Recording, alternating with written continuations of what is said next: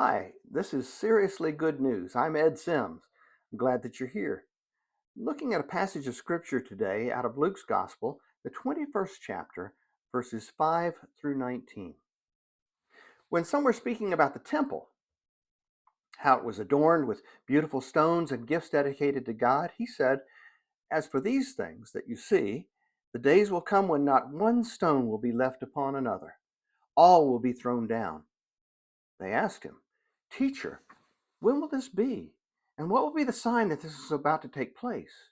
And he said, "Beware that you are not led astray. For many will come in my name and say, 'I am he,' and the time is near. Do not go after them. When you hear of wars and insurrections, do not be terrified, for these things must take place first, but the end will not follow immediately." Then he said to them, "Nation will rise against nation, and kingdom against kingdom. There will be great earthquakes, and in various places famines and plagues, and there will be dreadful portents and great signs from heaven. But before all this occurs, they will arrest you and persecute you. They will hand you over to synagogues and prisons, and you will be brought before kings and governors because of my name. This will give you an opportunity to testify. So make up your minds not to prepare your defense in advance, for I will give you words and a wisdom that none of your opponents will be able to withstand or contradict. You will be betrayed even by parents and siblings, by relatives and friends, and they will put some of you to death. You will be hated by all because of my name, but not a hair of your head will perish. By your endurance, you will gain your souls." This is some scary scripture. It's hard to understand. What is it saying? More importantly, what is it saying to us here today? Jesus had just finished off a series of challenges to his authority. He finished by saying, "Beware of the scribes," those so called lawyers who study Jewish law. Beware of those leaders who feather their own nests with wealth while common working people go hungry.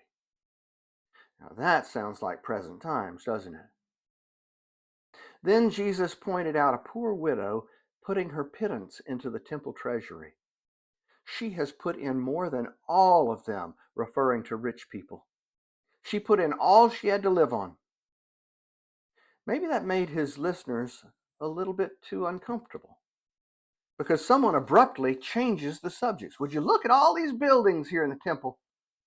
Such beautiful architecture." That prompted Jesus to get apocalyptic. A lot of prophets in Jesus' time spoke in an apocalyptic style. For surely things were so bad that it seemed like the end was near. Apocalyptic literature is a genre of religious writing that describes visions and revelations about the end of the world, about divine judgment, and about the ultimate triumph of God's kingdom. It divides the world into good and evil seems to have the upper hand. It seems like the end, and the end is near. Listen, this kind of scripture is easily misread. And if it's misread, it can cause people to be misled. We see this all the time in modern Christianity, especially with books like the Revelation of John. How many self aggrandizing preachers have made a fortune claiming that they know the day and time of Jesus' return? That they know for a fact the exact time of the end of the world? They've drawn people to themselves and grown rich by misleading people who are hurting and longing for good news and being taught to misread Scripture. Listen to Jesus' words. "Beware that you are not led astray, for many will come in my name and say, 'I am he,' and the time is near. Do not go after them." Here's a good life lesson. When current events make you anxious, ask yourself this question: who is benefiting from my anxiety? Political party? A news station? A religious leader? Politicians use fear to divide us so that they can get votes to feather their nests. Media personalities report fear in order to keep us watching and to support their sponsors. Religious leaders dwell on fear to fill the pews and the offering plates, justifying it all by saying, "The fear of the Lord is the beginning of wisdom." That's from Proverbs. The truth is that scared people are more easy to manipulate. To understand this scripture, you have to study a little history. You have to know something about the history of how Jesus' homeland came to be the way that it was. Why people might be thinking that the end was near. Because how could things get much worse? The land in which Jesus was born and raised had experienced nearly 1,000 years of warfare and foreign domination. 1,000 years! In a nation that has been around only a quarter of that, it's hard to even think in terms of time that long. 1,000 years. King David had united his kingdom and ruled with courage. He left it to his son King Solomon, said to be the wisest man in the world, and he ruled his kingdom with that wisdom. And yet, all King David's courage was not enough to preserve the kingdom. All of Solomon's wisdom was not enough to hold things together. And all the king's horses and all the king's men couldn't put Humpty Dumpty together again. After Solomon's death, civil war split the nation into the northern kingdom of Israel and the southern kingdom of Judah. The split made both kingdoms vulnerable. That division began the long history of both kingdoms being conquered by surrounding superpowers: Egypt and Assyria, Babylonia, Persia, Greece, and then Rome. There were short periods of independence, and there was also the tragedy and destruction of the exile. The years leading up to Jesus' birth were particularly bloody. The northern kingdom of Israel had already vanished, its people scattered throughout the Assyrian Empire. After the devastating exile to Babylon and the survivors' return, the southern kingdom fell to Alexander the Great. Alexander eventually died without making a will. He left no clear successor, and Israel became the center of a tug of war between his generals. By the way, here's another life lesson: make a will. You don't know the day or the hour. Live your life as if you are prepared to die. You will spare your family a lot of grief. The army of the north, called the Seleucids, and the army of the south, called the Ptolemies, both wanted to control Jesus' homeland because it was, and always has been, the great connector between Africa, Asia, and Europe. Both armies brought cultural change. They represented the forces of Hellenization, that is, Greek culture and belief. Greek culture clashed with Jewish culture. Jews worshipped one God. Greeks believed in many gods. Jews kept kosher. Greeks ate unclean foods. Some Jews became open to change and compromise, but others resisted. Finally, there came a day, the straw that broke the camel's back. The Seleucids were in power over Palestine. The Seleucid king Antiochus IV took the title Epiphanes. By naming himself that, he declared, "I am the manifestation of God." No big ego there, huh?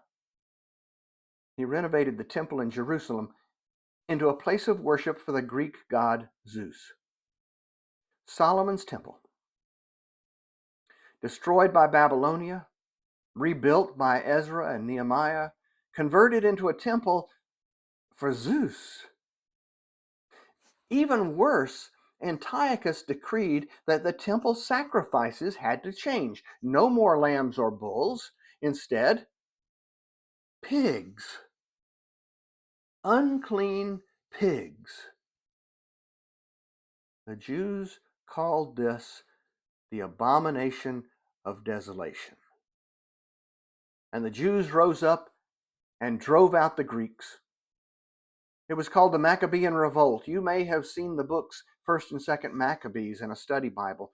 The temple was cleansed and the Maccabees declared independence, but the trouble did not end. Their period of independence was every bit as bloody as the war and foreign domination that preceded it. The Jewish people were divided in their political allegiance. Finally, one side asked for help. They asked a general who was in the neighborhood to bring in peacekeeping troops. The general was named Pompey, and the troops were Roman. Pax Romana, Roman peace. So much for Jewish independence. Be careful who you ask for help.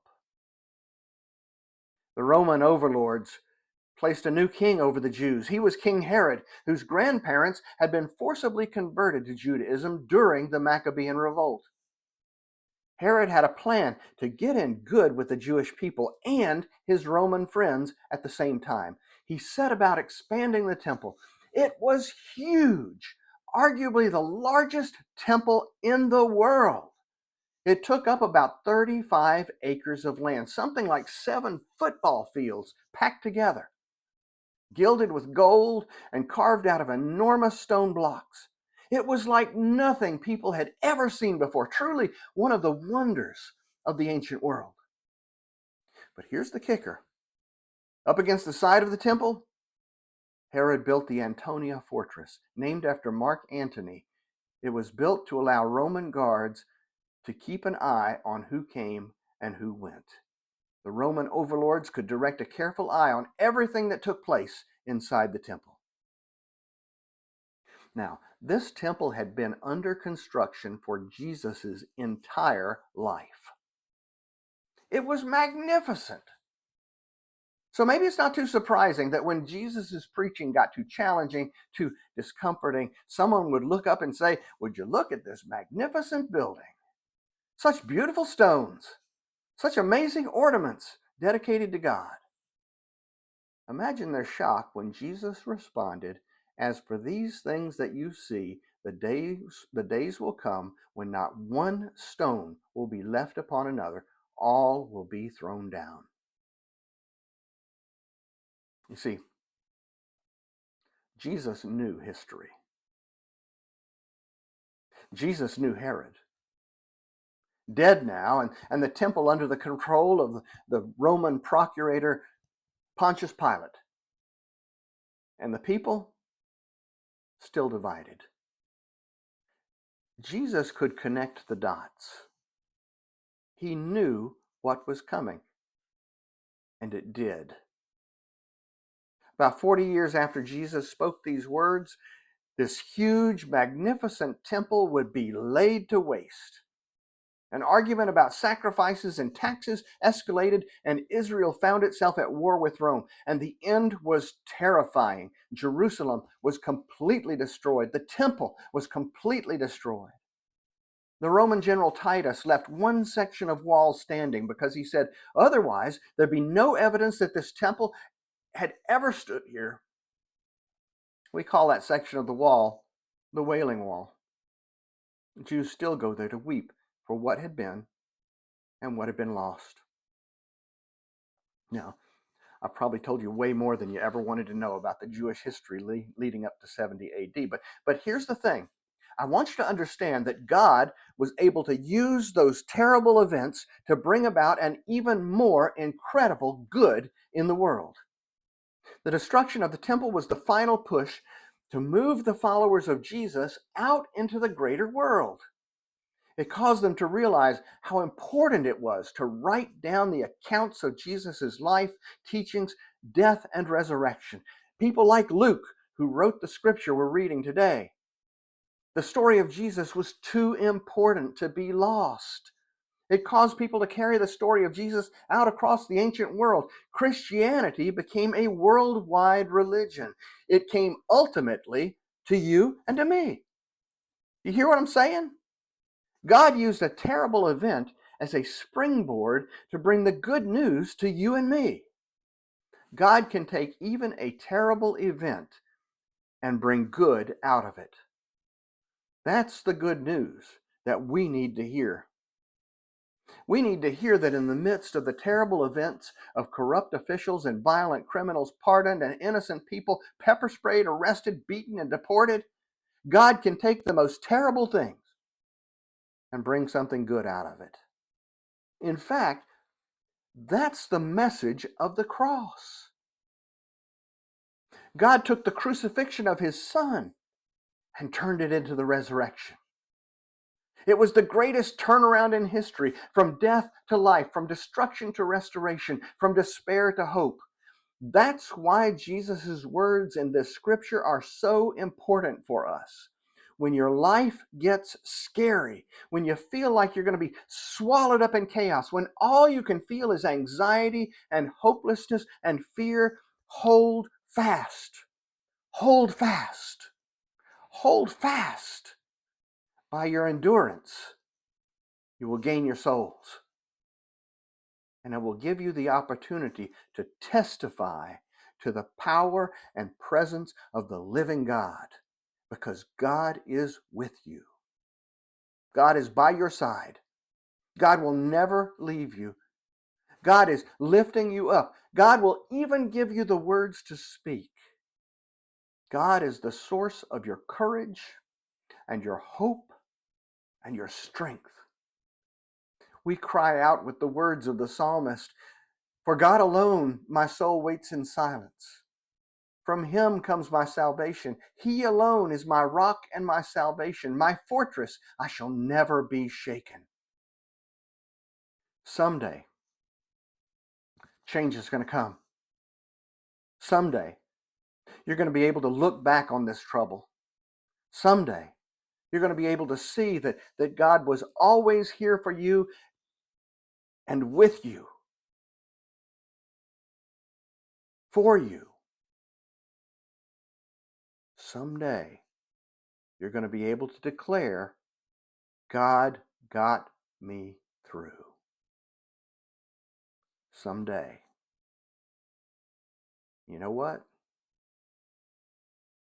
There's going to be someone who needs desperately to hear that hope. There's going to be someone who is in the depths where you were and needs to know that there is a way out. There's going to be someone who longs for some good news in this bad world. Hold fast and testify. See you next time.